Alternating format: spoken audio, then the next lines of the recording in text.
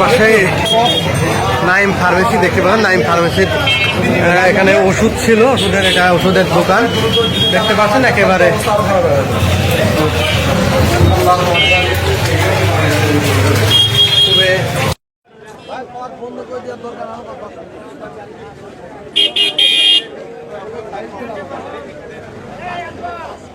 এটার পর থেকে যে কোনো একটা সময় আসলে এটা তো বোঝা যায় না, যখন ধোয়ার কুণ্ডলি দোকান থেকে বেরোয়েছে তখন পথচারীরা এটা জানতে পেরেছে।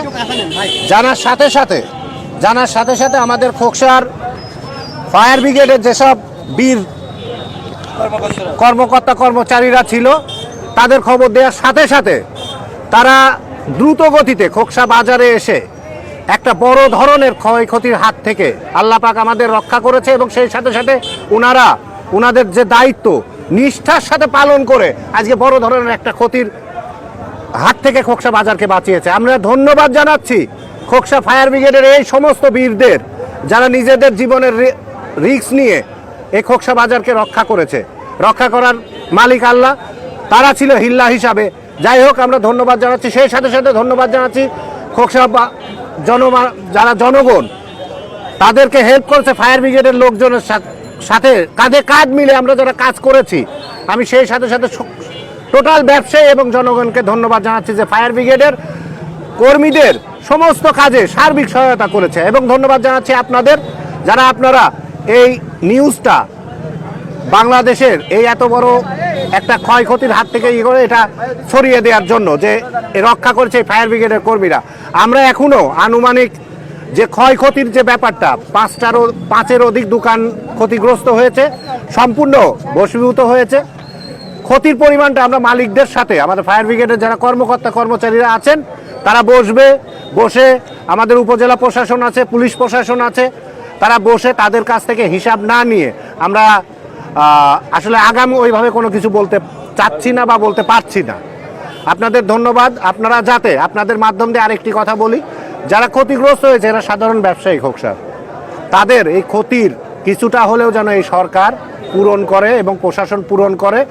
তাদের এই ক্ষতির ব্যাপারটা একটু যেন আমলে নিয়ে মানবিকতার সাথে যেন এটা দেখে তাদের এই সার্বিক যে ক্ষতিটা হয়েছে হয়তো সম্পূর্ণ পূরণ করা সম্ভব হবে না, তবে যতটুকু সম্ভব হয় সরকারের পক্ষ থেকে যেন সেটুকু করে। ভাই, আপনারা কিভাবে জানতে পারেন এখানে আগুন? আমরা আমাদের ফোনের মাধ্যমে আমরা এই মেসেজটা পাই। মেসেজ পাওয়ার সাথে সাথেই আমরা দ্রুত আমরা ঘটনাস্থলে পৌঁছে যাই। পৌঁছেই দেখি যে আগুন জ্বলছে, কিন্তু আজ শুক্রবার থাকার কারণে দোকানগুলো বন্ধ ছিল। শুক্রবারের কারণেই দোকানগুলো বন্ধ ছিল। তবে পরে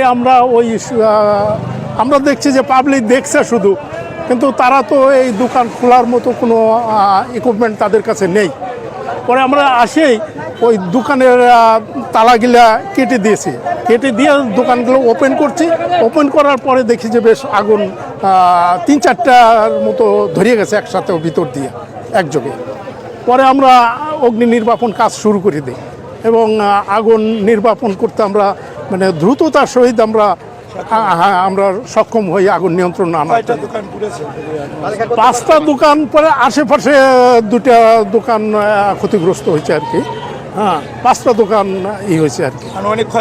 এখন আনুমানিক আমরা এই ইয়েটা এখন দিতে পারছি না। আমরা হয়তো ওই দোকানের মালিকের নামগুলা লিস্ট করব এবং এটা আমরা তদন্ত সাপেক্ষে এই ক্ষয়ক্ষতির পরিমাণটা নিরূপণ করা যাবে আর কি।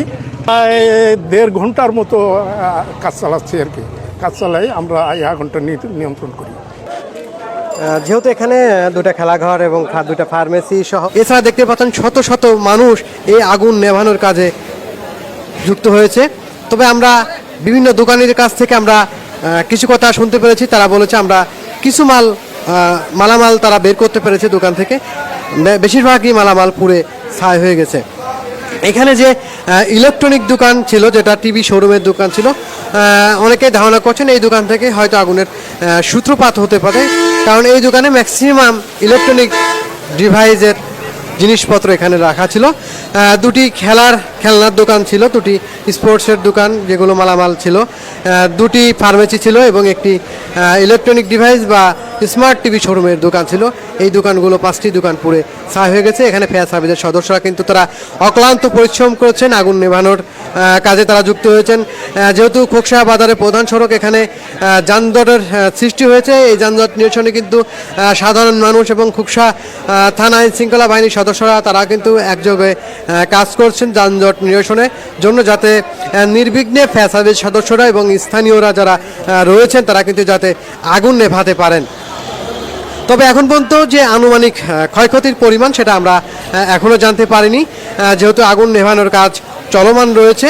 তবে আগুন নিয়ন্ত্রণে রয়েছে সেটা আমরা ক্যামেরায় আপনাদেরকে দেখানোর চেষ্টা করেছি বা দেখতে পাচ্ছেন আপনারা। এখন পর্যন্ত আগুন কিন্তু নিয়ন্ত্রণে রয়েছে, তবে যেখান থেকে ধোঁয়া উঠছে সেখানে ফায়ার সার্ভিসের সদস্যরা তারা কিন্তু আগুন নেভানোর জন্য পানি দিচ্ছে, তীব্র পানি দিচ্ছে। এখানে দেখতে পাচ্ছেন অনেকে স্থানীয়রা, দোকানের কর্মচারী, দোকান মালিক তারাও কিন্তু এই আগুন নেভানোর কাজে তারা যুক্ত হয়েছে।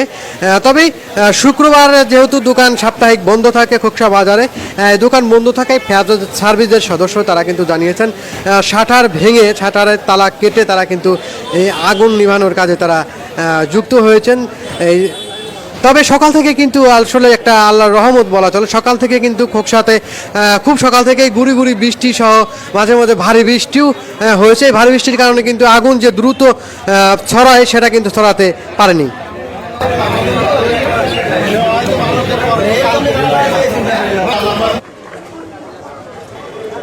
মেসাস আবরার ফার্মেসি, এখান থেকেই মূলত এই দোকানের থেকেই সূত্রপাত হয়ে প্রায় 5টি দোকান পুড়ে ছাই হয়েছে। এখানে 2টা ফার্মেসির দোকান রয়েছে, একটা স্মার্ট টিভি শোরুমের দোকান, সেই সাথে 2টা যে খেলাঘর, বিভিন্ন খেলার সামগ্রী যাচ্ছে, বল, ব্যাট, এগুলো দোকানগুলো কিন্তু এখানে পুড়ে ছাই হয়ে গেছে। সেগুলো কিন্তু আমরা ইতিপূর্বে ফায়ার সার্ভিসের কর্মকর্তার কথা শুনেছি। এছাড়া স্থানীয় যারা ব্যবসায়ী রয়েছে তারাও কিন্তু এই উদ্ধার তৎপরতা কাজে তারা কিন্তু যুক্ত ছিল, তাদের কথা আমরা শুনেছি।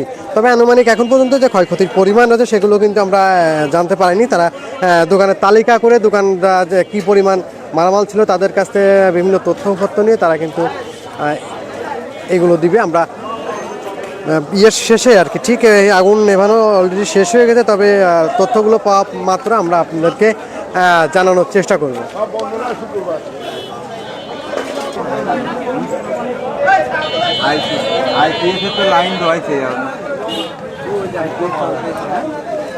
তবে স্থানীয়রা এবং ফায়ার সার্ভিস কর্মকর্তারা ধারণা করছেন এখানে শর্ট সার্কিটের কারণে এখানে আগুনের সূত্রপাত মূলত হয়েছে। এখানে বিদ্যুৎ অফিসের যারা রয়েছে তারা বিদ্যুৎ অফিসের লোকও কিন্তু একযোগে কাজ করছে। বিদ্যুৎ অফিসের লোক, স্থানীয় জনতা এবং আমাদের বাংলাদেশ জাতীয়তাবাদী দল বিএনপির অঙ্গ সংগঠনের যে সকল নেতাকর্মীরা রয়েছেন তারাও কিন্তু পাশাপাশি সহযোগিতা করেছেন। সবার